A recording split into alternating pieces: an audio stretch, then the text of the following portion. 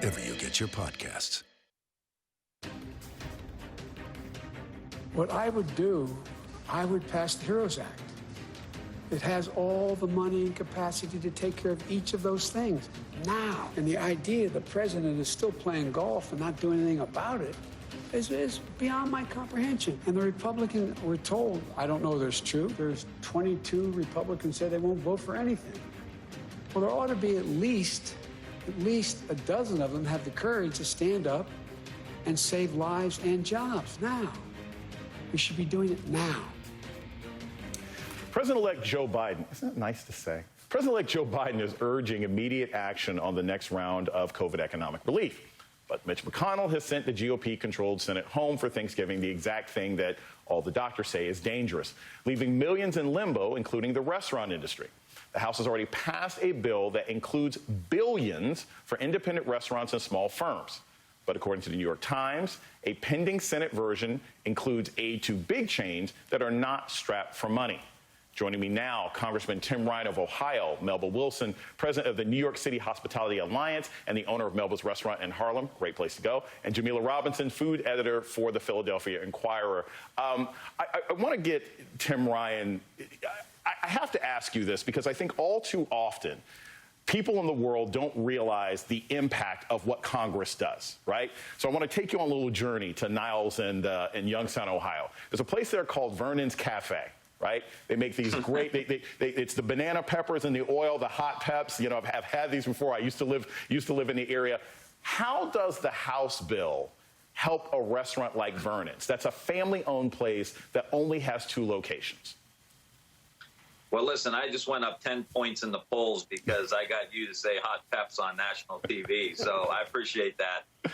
But yeah, I mean, Vernon's, Leo's, you know, our catering, Giuseppe's, we've got all these great local restaurants, but they're at the back of the line because all the PPP money got eaten up by the big dogs. And so now what the restaurant bill does, which is included in the latest version, is if you have $1.5 million or less from revenue from last year, you go to the front of the line for a couple weeks, and then the others can follow after. But at the very beginning, it's those smaller family restaurants. They feed us. They pay for the waitresses and the waiters and the bartenders, the people who are on their feet all day long. They're working catering jobs, and they're left out. And that's what Mitch McConnell's version will do. It will leave them all out. So again, this is about getting to the working class people. And working class people are small business owners. And that's what this bill does. And we hope we can get it moving once Joe Biden gets in office. Jamila Robinson, there is a great piece in the Philadelphia Inquirer about the economic impact of COVID on restaurant workers. I think we overlook it's not just the waiters and waitresses, but it's the cooks, it's the staffing people, sometimes it's even the farmers. What has the pandemic done to the restaurant industry, and how bleak is it for people ever possibly getting these jobs back? Well, thank you for having me. Well, yes, that's it. You know, what we've heard, especially in Philadelphia, we've heard some restaurateurs say things as bleak as it's slipping away. We've had new restrictions in not only in Philadelphia, but across the country in places like Chicago, Michigan, which is changing indoor dining, eliminating indoor dining. And for some restaurateurs, that means that is eliminating the one thing that's probably keeping them open for the winter. What we're already seeing in Philadelphia is some restaurants are saying they're not going to be able to stay open and are going to try to reopen in March. It's really problematic for a lot of the workers, the front of the house, the servers, the people who actually bring the food to you are looking at unemployment once again.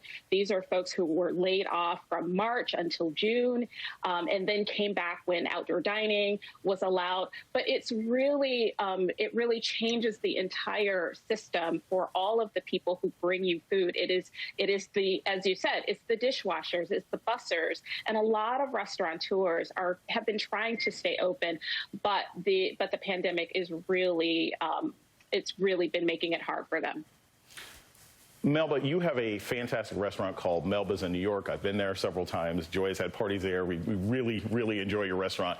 And yet, here in New York City, there were just a new announcement this week that restaurants can't stay open past 10 o'clock, and there have been openings and closings. It's like the worst game of Simon Says ever. How do restaurants in major cities hope to survive? And going forward, just with rents not being changed, what do you think is going to happen to the New York dining scene? So I can tell you, as the president of the New York City Hospitality Alliance, 88% of restaurants have not been able to pay rent. You know, we have ongoing bills, we have fixed costs that we have to be able to pay. However, because we do not have the patrons coming into the restaurants, New York right now, it is cold, it is wet on certain days. Outdoor dining is not an option. The restaurant industry is the second largest private employer in this country. You know, it's bigger than the airlines. It's bigger than it's bigger than the military movie industry. Yeah. You know, bigger than the cruise lines. So there really needs to be the Restaurant Act. It has to be passed. It's not just a restaurant that closes down. It is our entire industry. It's the farmers, it's layers, it's truck drivers. How are our staff going to feed their families? You're looking at the unemployment rate going up. You're looking at people dealing with mental health issues. We have over 50 million people, with 17 million of them being children, that are at risk of experiencing food insecurities. We're dying a slow death. This is not the America that we all know and that we all love. Congressman Ryan, I want to bring this also to that local level. When restaurants close, and you talked about, Vern, you talk about Leo's, Giuseppe's, when restaurants close, it's not just the people who lose their jobs. It's not just the little league teams that don't get supported, but also those restaurants are responsible for filling food banks that people often need this time of year. Can you talk about the impact of that when it comes to food insecurity in the Mahoning Valley and Northeast Ohio? Well, the vision of what happened in South Texas last week with the videos of all of those cars, same thing was happening in Youngstown a couple weeks ago.